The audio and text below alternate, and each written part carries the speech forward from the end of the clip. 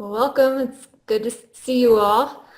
Um, we will have an update later with some photos from our taking the dictionaries, the Spanish English dictionaries to a school class.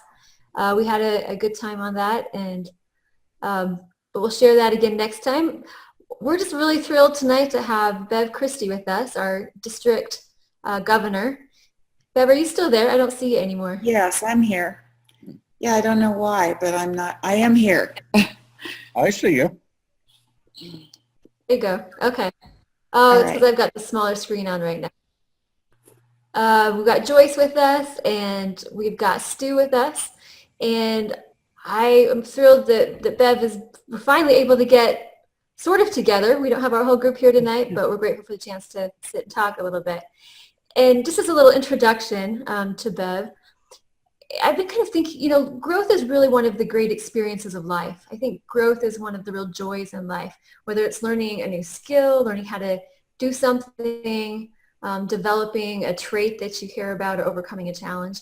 Growth is such an interesting and really wonderful part of life. And we've talked some lately about how Rotary is a wonderful part of that growth, and service is such an important part of things.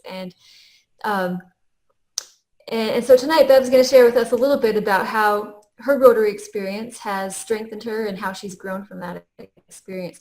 And just before we really get into this, I just was thinking today, sometimes we expect growth in our lives to be this like perfect uphill, journey or something. And yet for so many of us, I think it's a more messy process, and it's step by step. And we learn some things really fast and we're a little slower at others. And Bev, I'm not speaking for you. You probably were fast at everything. But for the rest, we find really well at some things, but other things take us longer to learn. And I, for one, am grateful for the experiences of life to take a challenge, do something new. And we look forward to hearing some of your thoughts tonight about how Rotary has been an experience in growth for you. Thank you. Or other thoughts. I should just say that tomorrow is International Women's Day, and so there's a lot of celebration about opportunities for women to fully develop their abilities and talents and things, and so it's an appropriate topic tonight about Rotary, how that's been instrumental. Well, Over to you. I've been hearing all this, all the news about International Women's Day, and what has really occurred to me, and I think it's kind of sad that a lot of the news, what it seems like to me in some ways that women are taking the wrong tact on this. It's not that there aren't equity issues and that kind of thing, but if my experience is if you see the glass half empty, it is. So it becomes sort of a self-fulfilling prophecy. And so I was looking for some quotes because I thought it would be a nice way to start the meeting tonight to have some quotes from National Women's Day. So I looked online and I was just kind of curious about, I know that, I don't know, the theme is equity, and that we need to have equitable pay and be treated equally and all of that. And I think that is happening. I think it's a process, and I think there are a lot of good things that have happened that we should be celebrating. One of the things we should be celebrating is 30 years of women in Rotary. And although Rotary's been around since, 1905, and it was originally a male organization, instead of saying it's about time, we need to say it's fantastic that we are able to take advantage of opportunities in leadership and as Rotarians at this time in our world, because there's so much good we can do, and there's so much more good we can do than we could when Rotary first began. So finally, I kind of resorted. So I started looking at inspiration, women's inspirational thoughts, you know, what inspires women. And it was really interesting.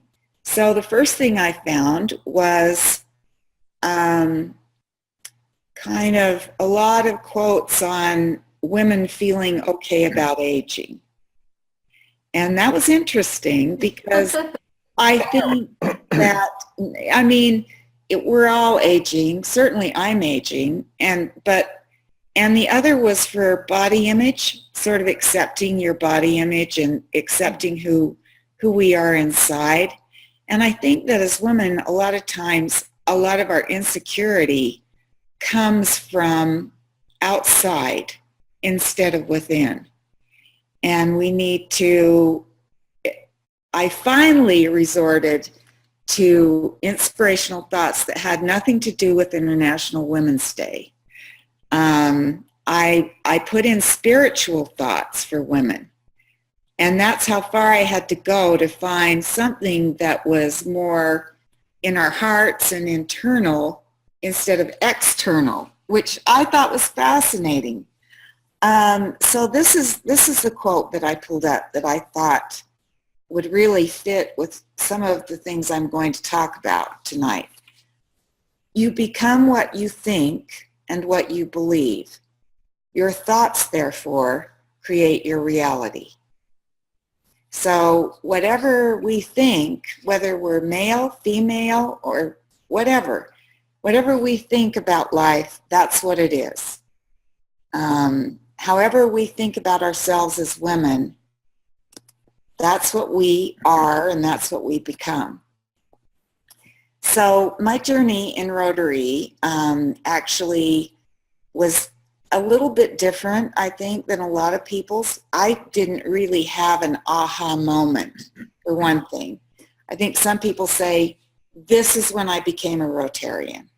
I became a Rotarian when I went to a district conference, or, well, usually it's not that, but I wish it were, but usually it's something like an international conference or some kind of a service opportunity that really stands out in somebody's mind. I went to Rotary as an employee of Westminster College, and Westminster's in Sugar House, and I was the director of the Career Resource Center there. And so the college actually asked me to go and be a representative for the college.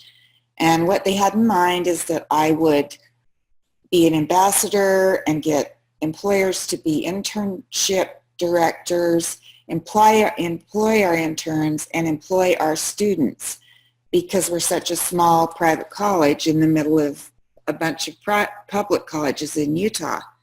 So I walked into Rotary just totally cold, and I felt so, I guess, out of place. I had no idea what was going on. There were women in the room, but I just kind of sat and had lunch, and no one had invited me. No one sponsored me. And no one really welcomed me, which was very interesting. There was a greeter, but the greeter was kind of doing a job. It wasn't really coming from the heart. It was more like, welcome to Rotary, welcome to Rotary. So it took about 4 weeks, and then somebody had approached me by then, and I said, I don't have a sponsor, and I realized by then that I needed a sponsor. So I asked a guy, his name is Gene Davis, and he happens to be a legislator in the state. Good guy. And I asked him if he would, I said, hey, Gene, you know Jeannie, who was at Westminster, and he knew her really well. How would you like to sponsor me into Rotary? And he said, oh, sure, why not? So he actually sponsored me. I mean, I was inducted, and I went to Chick Stratford's house for, and he's a past district governor. I don't know if you know him, Stu, but anyway, and I didn't wear the appropriate clothes, so Gene couldn't pin me. I mean, he was just feeling really out of place. But I think it was a slower process for me. First, I had to be welcomed. You know, first I had to feel like I belonged. And until then, nothing could really sink in. So Can I jump in just for 1 second? Sure. And just say that I knew that Sugar House Club way back then. I went in as a youth exchange chair. Yeah. It was a very large club, Mm-hmm. a 100-member club.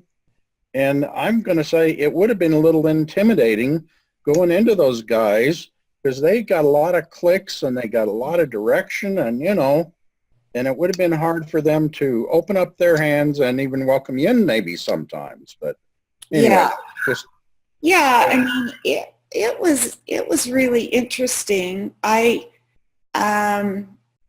went to chamber, you know, I'd gone to some things for Westminster. So it wasn't the first time I had gone out and I'm pretty extroverted. So it's not like I'm shy or anything.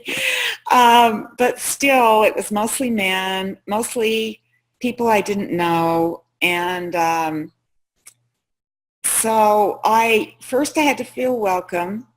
And then the first woman, who was the first woman president of the Sugar House Club, became president about a year after I joined. And that was the year that we had a Russian delegation come as I guess it was what was that called? GSE, group study. GSE team. So they were coming from Russia. And Toby, who was the first president of our club, said, Bev, would you, we're bringing in this delegation from Russia, and would you take care of the home hosting and just oversee this whole process? And I said, no, I won't. She looked at me like I was crazy. I said, look, I've been in the club for a year. I still don't really know what we do, why we do it. I can't do it because I don't know what I'm doing here yet. And so actually Paula Bell Christy did the delegation. I mean, she was one of the women in the club and she oversaw that whole thing. And later on, we did host some Russians from another group exchange. But, you know, as I went on, I started doing service. I went to a district. And so it just happened really, really slowly for me. And before I knew it, I became very committed because of the relationships. And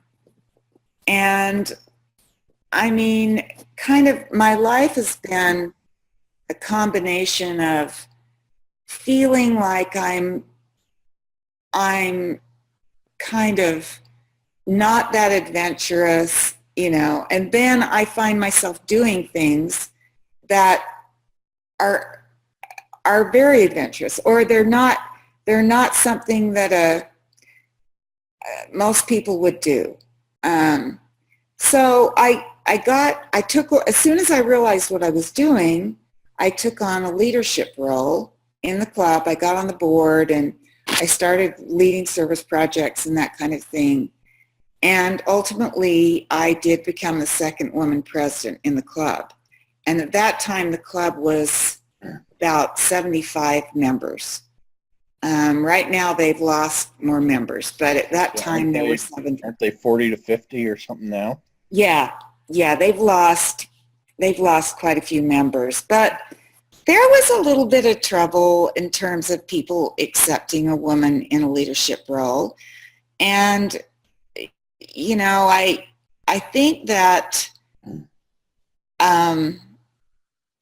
we all come into ourselves in different ways. For me, I went to college late.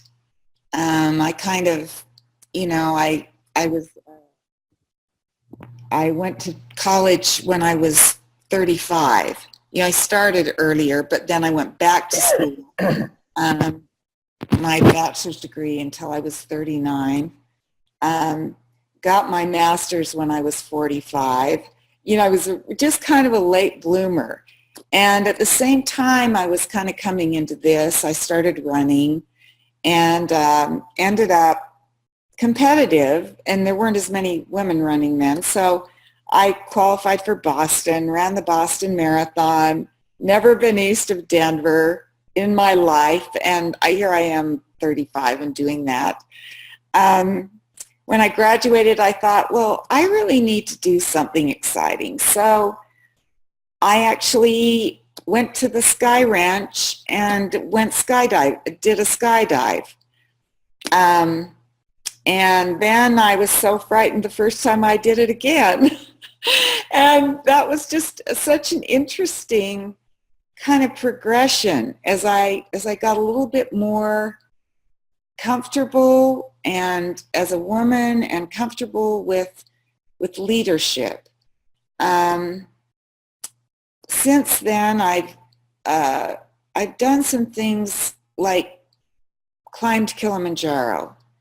My husband and I did that in 2001, and I walked across Spain on a pilgrimage, which is the Camino de Santiago.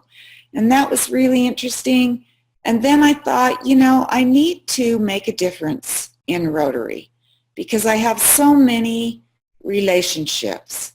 At the time I was an AG, I was an assistant governor for 3 years, and I felt like I needed to at least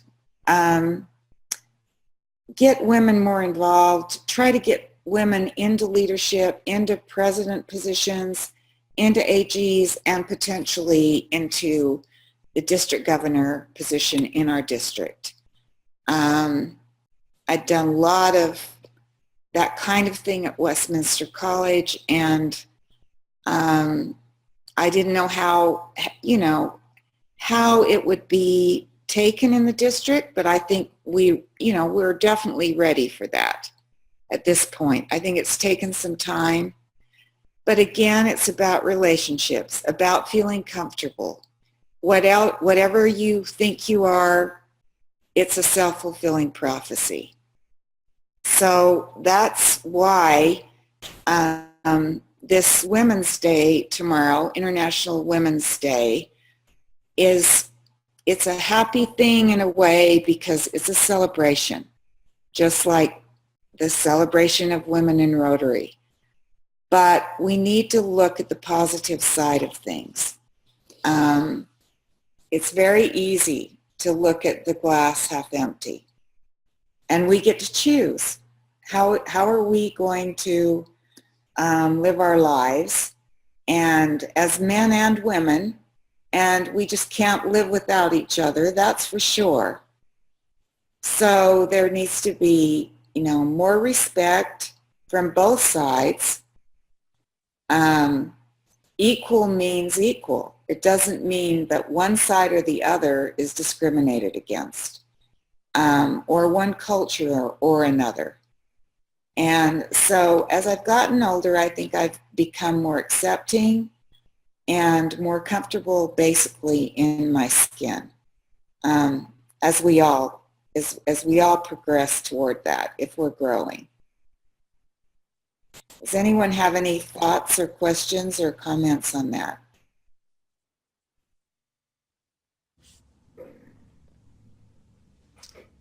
Give people just a second while they unmute so they can ask. Okay. Well, I tend to agree with you that we definitely have to believe in ourselves, and we have to accept what we are. And as we do get older, we have to accept that we're no longer going to be bigger and better and a brighter star than maybe we have been.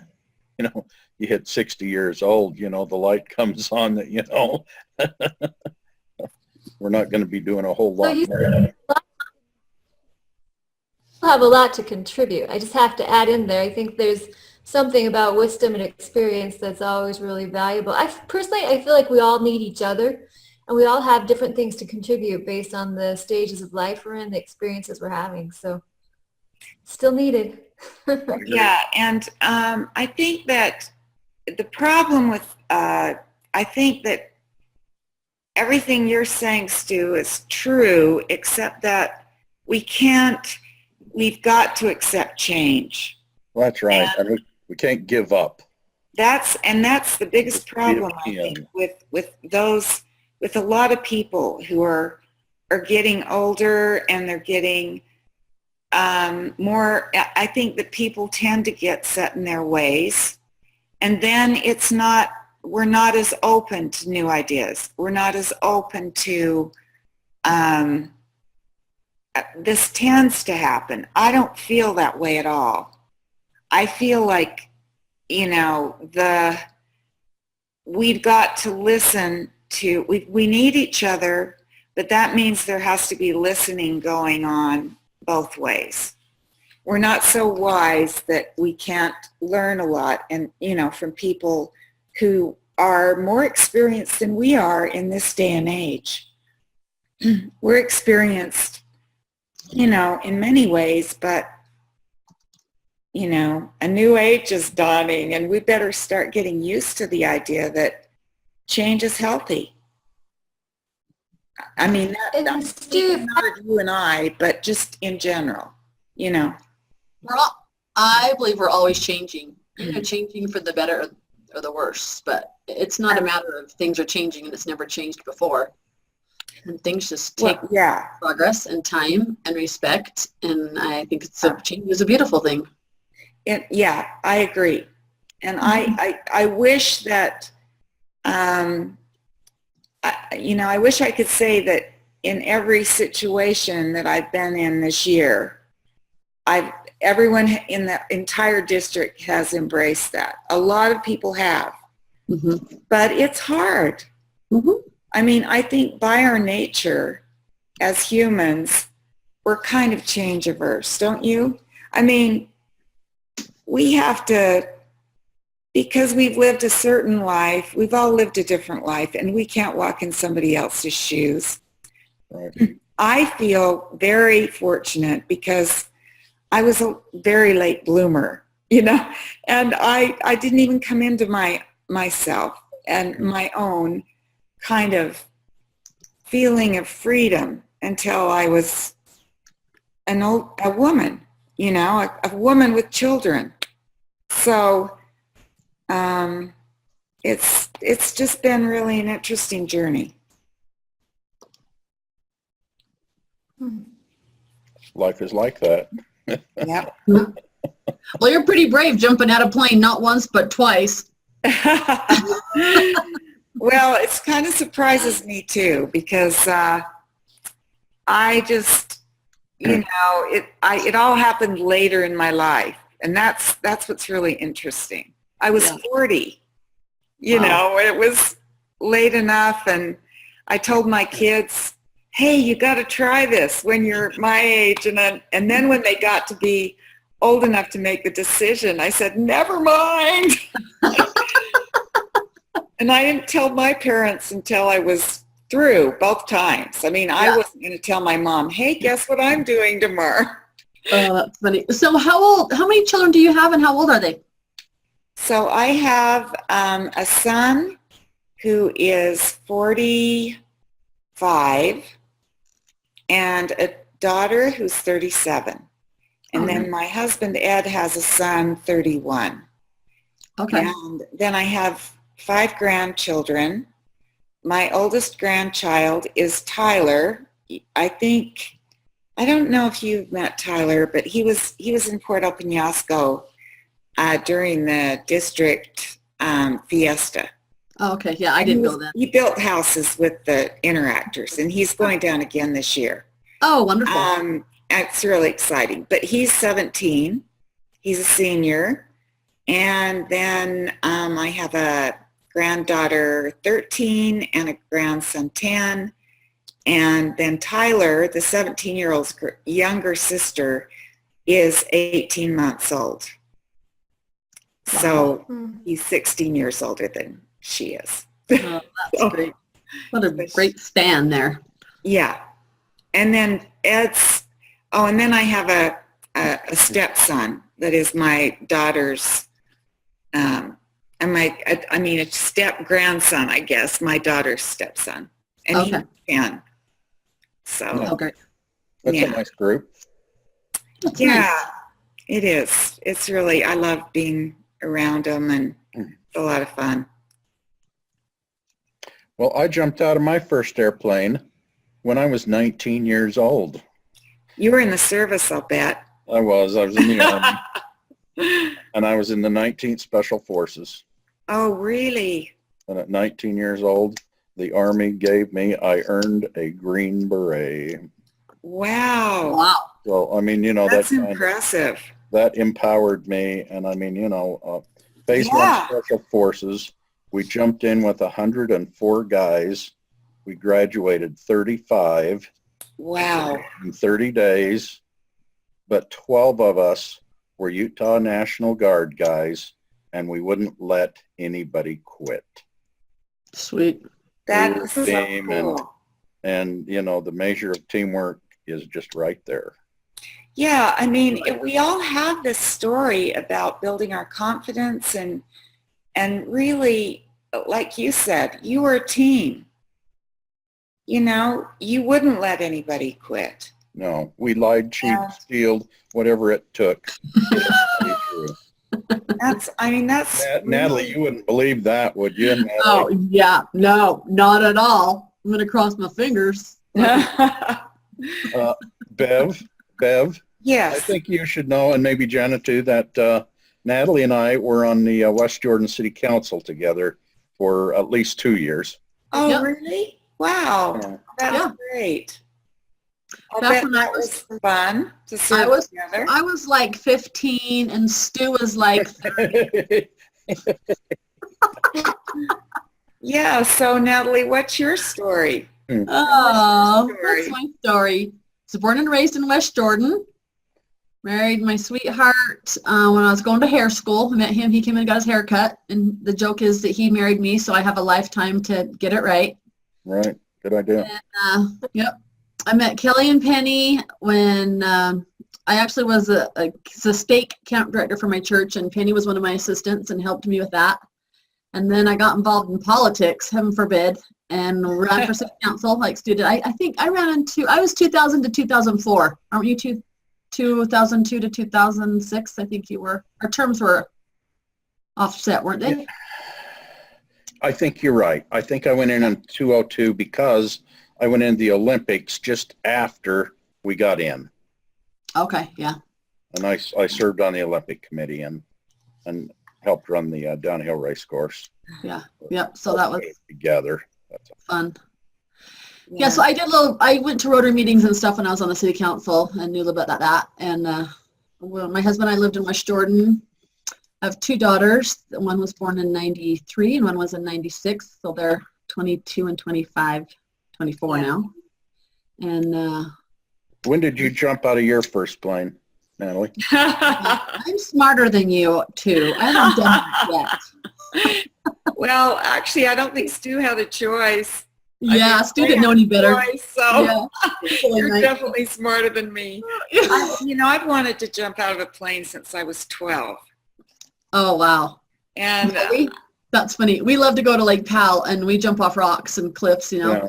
And my husband was like, why would I want to get out of this perfectly nice boat and that's what go jump off a rock? Climb 50 feet and jump in the water. Yeah.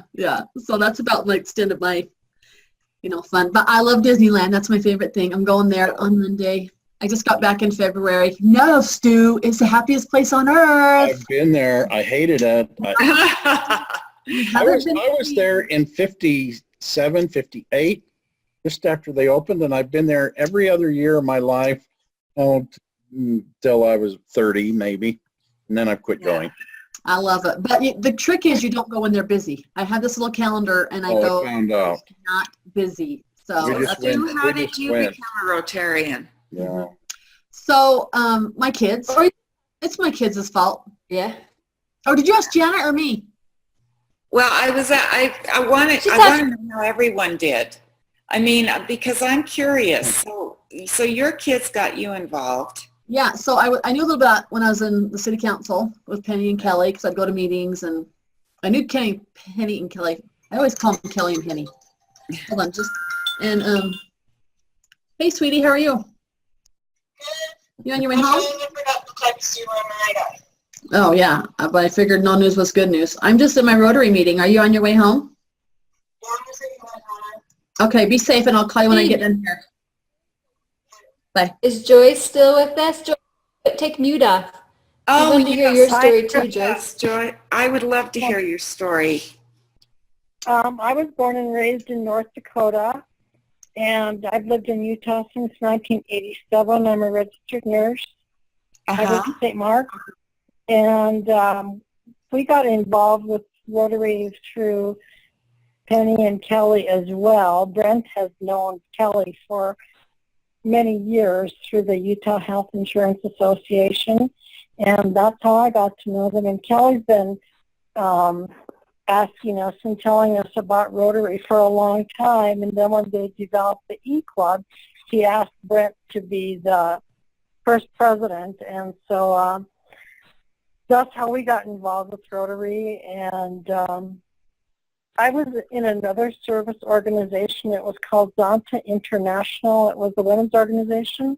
And we did, most of the projects that we did were in support of women and children.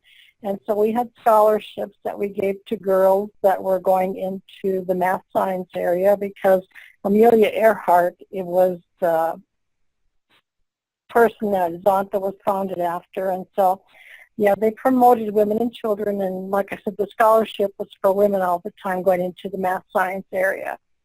And so when Kelly asked us about Rotary, I was pretty excited, because I like doing service projects and stuff like that, and being involved with community and such. And so yeah, that's how we got involved. And I have 2 boys. I have 3 grandchildren, twin girls and a boy. And they live in Pennsylvania, and my youngest son just got married. My youngest son just got married in November, and so they don't have any children. They have 3 cats. Yeah. Well, it's hard when they live so far away. It is hard. Oh my gosh. I go out and see them about once a year, and more if I can, but always once a year. So, yeah. But they grow so fast. I've missed so much, but it's so fun. Yeah, I know. My kids don't live here either. So, yeah, it's hard. And it is really hard. And Brent is on right now, too, if you want to hear a little bit about him. Absolutely, sure. I'd love to. Are you sure? Absolutely. Yeah. Well, like Joyce mentioned, I've known Kelly professionally for probably 25 years, and I knew he was very involved in Rotary. And he was, and still is, the manager of a Utah Insurance Trade Association. And he and I just, we hit it off pretty good. And at the peak, well, and here's the segue. I worked for an insurance company, and he knows politics. So anyway, he talked me into, at one point, working my way up, worked in every committee, and ended up being president. And was also the first only person elected as president twice in the 40-plus years of the organization.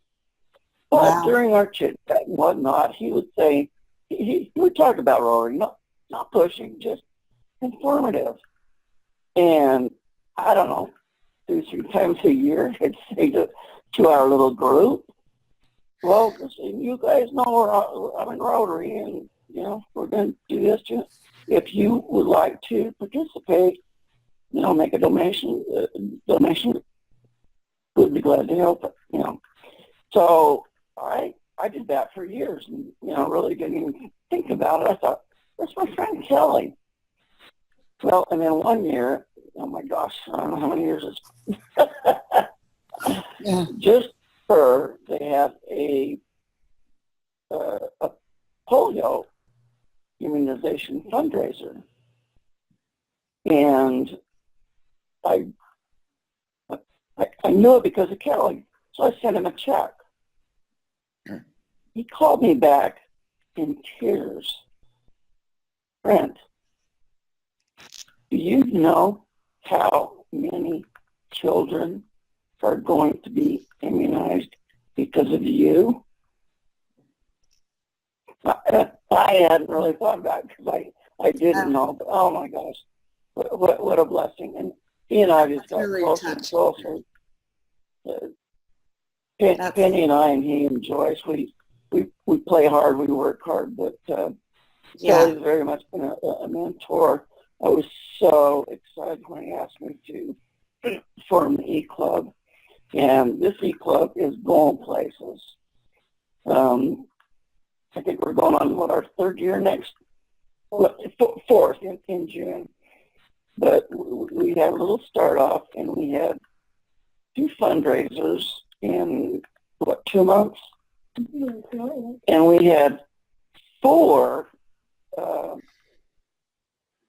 projects, which is I think that's great. wonderful. We loved it. We love it. So our hearts are with Kelly and Penny and all of you, because it's just been, it's been wonderful. It's been a blessing for us. And we are pushing to add to members to the E-Club. So if any of you are out there and you're familiar with the club who's losing members because of literally time, we meet people. Hey, I think we should also just out. Hey Brent, while you two are on the phone, I just think we should that Joyce just planned our Christmas service project, and that was a fun one. Oh, that's great. So, what did you do? Yeah, she did a great job. She did a great job. Yeah. Joyce, I'm sorry? What did you do for the Christmas project? So I had heard on the radio that the Greenwich School District, well, what I had heard is they were having some type of an event that somebody had donated paintings and stuff, and they were going to raffle these off. Well, by the time that I got to, any more information about that, it was done. But I also found out that they were doing a project where they did, they put together gift bags for all of the kids that were in the school district that they knew were not going to have anything for Christmas. And so what they did is they collected socks and games, and they would put together these bags, and they had a book in there that they could, to read. They had a game, they had socks, and I forget what the 4th thing was, but I called her and I asked her, what do you need? Because obviously we don't need to bring everything. And they were needing socks and games at that point. And so Natalie brought me some money and also some games. And then I went and shopped, and we were able to give socks and games, or put socks and games into 10 of the bags for the kids. And they still they had enough for all the kids that they needed. And it's an ongoing project, but at Christmas it's especially important because so many of these kids do not have anything at Christmas. And absolutely. the gift that they get from the school district, which Rotary, the E-Club, participated in, is most of the time it's the only gift that they get at all for Christmas. Right. And that all the kids in their school are getting gifts, it's so important to children, I think. And absolutely. So it's really about the kindest thing you can do for children, because they there are kids that don't get anything for Christmas. So Yeah. that sounds fantastic. I had a great time. So I went Joyce, go ahead. I say Joyce initiated that one, and then Natalie also initiated the dictionaries, the Spanish English dictionaries. Yeah. Natalie, do you want to tell us just a quick update on that? Her Give her a sound is second. It off. looks like she's still there. Her sound is off. I There, can't. now can you hear me? Yeah. You got me. So, Brett here. What There you go. was your question Ah, for Natalie? am I muted? Natalie's coming. Here she is. Can you hear me? Nope, you're open. Yeah, we can hear you now. Last week we delivered them. We go to a Monroe Elementary out in West Valley, and we do the Spanish dictionaries. They have 2 classes that are Spanish. Uh-huh. And Devin, excuse me, Larry, Jana, and I, was that all of us that were there? And we had a great time. Devin spoke Spanish to him, and Jana did too. It was great. And then Larry and I spoke English to him because we don't know. That's great. Yeah, and Larry does a fun little activity with them. And so it was really fun. We loved it. And we did 60 dictionaries. Wow. So I for think our that's little a great club, thing to do. Yeah. I mean, Spanish to English or English to, because we've been hearing from the Mexican consul. This year, he's been going around to the different areas in the district to do community building. And we are going to be a minority-majority state in a few years, meaning there will be more Hispanics in our state than Caucasians. wow. I mean, that is just shocking to me. I mean, I know that it's really a large growing population, but it's really sad in some ways that, we don't have more tools out there for them, for, Hispanics to learn English and be, a little bit more fluent. I mean, I've wished more than once I could speak Spanish. Oh, But, I mean, I really do. It's just, and it's great because a lot of these kids out there, it's not West Valley, it's on 3400 South and 4400 West. Yeah. And a lot of these families, their parents don't speak English. And so to be able to take these books, not just for the students to use, but take them home and use them in their families and with their absolutely. And, we challenge kids to They don't have computers either. Yeah. So, I mean, that's So the it's thing. very low, there's a lot of Hispanic kids in this school and a lot of challenging kids and come from very dysfunctional families. And so if we can put a book in their hand and encourage them to read, a book is powerful. It is. Absolutely. Absolutely. Yeah. Can I just mention one more quick thing? Sure. Absolutely. Hey, this is Brent. I'm just going to give you a quick background of the E-Club. We meet once a week, generally, internet, phone, whatever, 30 to 45 minutes. And sometimes we have such compelling speakers, such as Bev. They take a little longer, but we don't care. That you're not, and this is not a criticism, it's an observation. You're on the phone for a half hour, 45 minutes, we're done. And yes, there are conversations that go, during the week in between, but the whole concept behind this paradigm is time efficiency. And we got people loving it. We are not, we're not confined to having local members with local clubs. We have, just in Utah, we have members in 5 counties, and across the United States, we have members in 6 states. And, we get right to it. and then we're done. And it's great. Brent, I think Bev has actually been one of our great. A what? Sorry for the delay. I'm going to say I think Bev has been a great supporter of the E-Club. She's often encouraged others to join and has been she's made people aware of the things that that come with the E-Club. We appreciate what she's done. But Well, I think she has a real vision of the E-Club. It's a thing about efficiency, and what I'm saying is, you can be a member of the E-Club in Utah, in Wyoming, in Colorado. Actually, one of our service projects was in Cincinnati, and we just want to grow and grow and grow.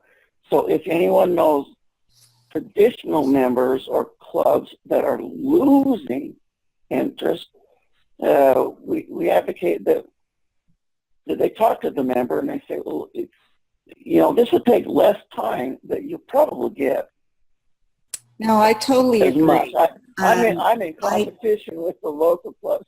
We want to do better than them, and we've been so successful. It's been so fun. I feel it's really important, especially in a state like Utah, where there's such a geographical distance. And absolutely. And I mean, out of the state too, but even in Utah, in so many counties around Utah, there are no clubs between Spanish Fork and Cedar City. Cedar City. And, the Price is gone, East Carbon is gone.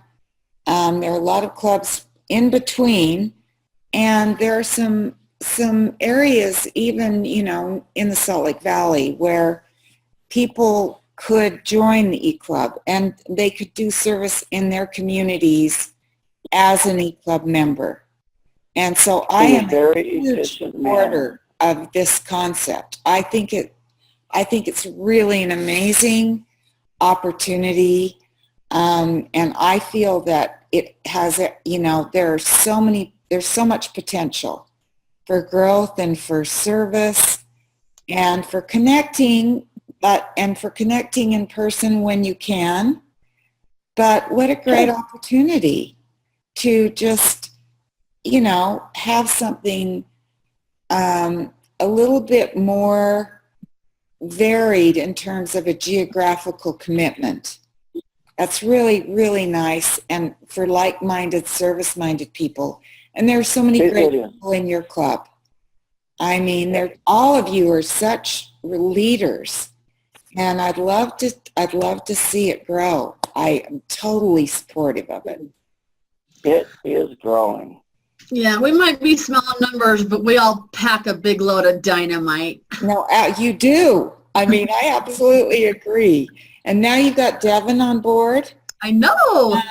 Which is amazing. I said to Devin that I would really I think that he would be a really great person to talk about growth and how, kind of how to target those needs, mainly because he is one of those Rotarians who was in the biggest club in the state and decided it was just not working for him because of time commitments and, whatever. And he can speak to that better than I can, but he's a great presenter, and I think it would be great to have him and the rest of your club just have a conversation about that, Oh, absolutely. Yeah, I love being the E-Club because it's busy. Yeah, I can still be involved. I love doing RILA and the youth exchange and absolutely. But yeah, I don't have time to go to lunch and have a meeting and I I know. I mean, I totally get it. I mean, I think it's great. And if you ever became a club, though, I think you should come up with something more jazzy than E-Club. I mean, it can have an E-Club on it, but you need to think of something that really describes what you do, because your service is so wide-ranging and so boundless, in its possibilities. Yeah. Energetic E-Club. Yeah. We'll start taking names. Start submitting your thoughts as they come. So, Jana, how did you become a Rotarian? I was working for the state of Utah during the time that the International Rotary Convention was held here.